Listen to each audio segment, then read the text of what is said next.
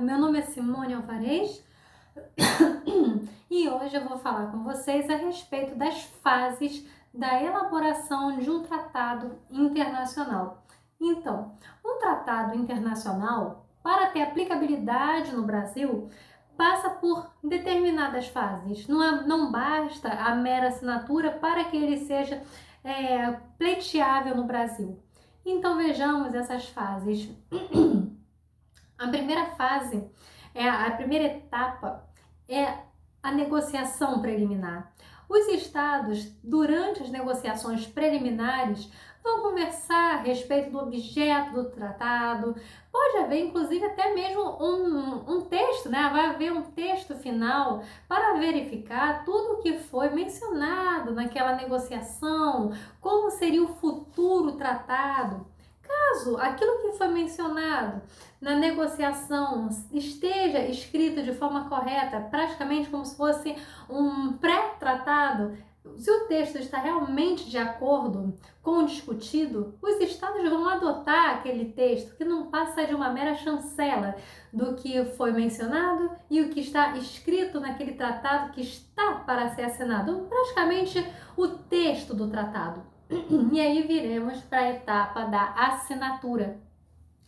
Na assinatura, o Estado faz um aceite àquele tratado. É um aceite que é precário, temporário, porque na verdade, apesar da assinatura ser definitiva, ele pode nunca mesmo entrar em vigor. Essa assinatura vai ser um ato do Estado de entender, de mostrar que concorda com o texto daquele tratado. Mas a mera assinatura, com a exceção dos casos do artigo 12 da Convenção de Viena sobre o Direito dos Tratados, que fala sobre a assinatura com efeito de ratificação. Tirando essa exceção, a assinatura não traz nenhuma obrigatoriedade perante o direito internacional em relação ao tratado. Claro, o Estado não vai poder violar o objeto do tratado, mas nenhum Estado pode fazer reivindicações contra o outro com base nesse tratado meramente assinado. Há quem entenda que tratado internacional assinado teria peso de um costume internacional, não de um tratado, mas de um costume. Afinal de contas, houve uma aceitação por uma quantidade X de países. A assinatura vai ser realizada a princípio pelo presidente da República, que de acordo com o artigo 84, inciso 8 da Constituição, é a autoridade competente para assinar tratado internacional. Entretanto, a prática brasileira sempre demonstrou que não é apenas a figura do presidente da República que assina esse tratado. Na verdade, ele pode ser assinado tanto pelo presidente, ministro das Relações Exteriores ou plenipotenciário, que é aquela pessoa que recebe uma carta de plenos poderes para assinar um tratado internacional. Após essa etapa, iremos entrar na etapa do referendo parlamentar, a aprovação pelo Congresso Nacional. Essa é considerada a etapa democrática do tratado, porque entre os representantes dos estados e do povo, né, o Congresso Nacional, que vai unir Senado e Câmara dos Deputados, vai verificar se aquele tratado deve ser confirmado ou não, ou seja, aprovado ou não. E uma vez que o tratado não foi aprovado, acabou ali, tá? Se o Congresso não aprova, acaba o procedimento, as fases do tratado internacional. Se aprovar, o Congresso Nacional vai remeter o tratado para o Poder Executivo Federal, para o Presidente da República. Lembre-se, quem assina o tratado, é a República Federativa do Brasil, não é a União, A União é um mero ente do Estado Federal, Que é dividido entre União, Estados, municípios, Distrito Federal. Esses são entes federativos, eles não são soberanos. Soberana é a República Federativa do Brasil. Então, uma vez que o Congresso aprova, passará ao presidente da República para que ele venha a ratificar o tratado internacional. A ratificação não é obrigatória.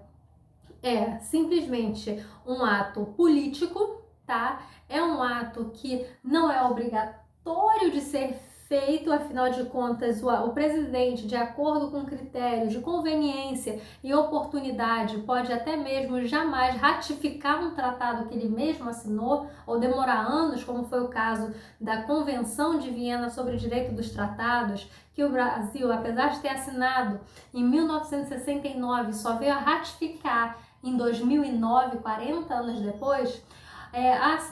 A ratificação não é obrigatória, é um ato político, porque está relacionado a atos de conveniência, oportunidade, é expresso, não existe ratificação tácita. O tratado, a ratificação, além disso, é irrevogável, não tem como voltar atrás após ratificar o tratado. Caso o Estado desista daquele tratado, ele vai poder utilizar a denúncia, que é tema de um outro vídeo, né? Denúncia de tratado internacional. Então, uma vez que ele ratifica o tratado, ele vai ganhar juridicidade, ele vai ser tornado reivindicável perante o direito internacional. A ratificação é suficiente para que o tratado internacional entre em vigor internacional para aquele país que ratificou. Posteriormente, viremos a etapa da publicação do tratado e, posteriormente, a sua promulgação, que é a última etapa do tratado internacional. A promulgação aqui no Brasil se faz por meio de decreto, tanto que você vai ver Estatuto de Roma, Convenção Americana de Direitos Humanos. A figura utilizada para a internalização de um tratado internacional aqui no Brasil é o decreto, tá? Decreto-lei tal, decreto, enfim. Você não vai ver lei ordinária falando sobre tratado internacional, é decreto, tá? Ter força de emenda constitucional, ter força de lei ordinária é outra coisa, tá? Bem diferente da figura adotada para internalizar um tratado internacional, que é justamente o decreto. A partir do momento em que o decreto é promulgado, ele vai ser reivindicável no direito interno. Observação: tratados internacionais de direitos humanos, em virtude do artigo 5º, parágrafo 2º da Constituição, tá?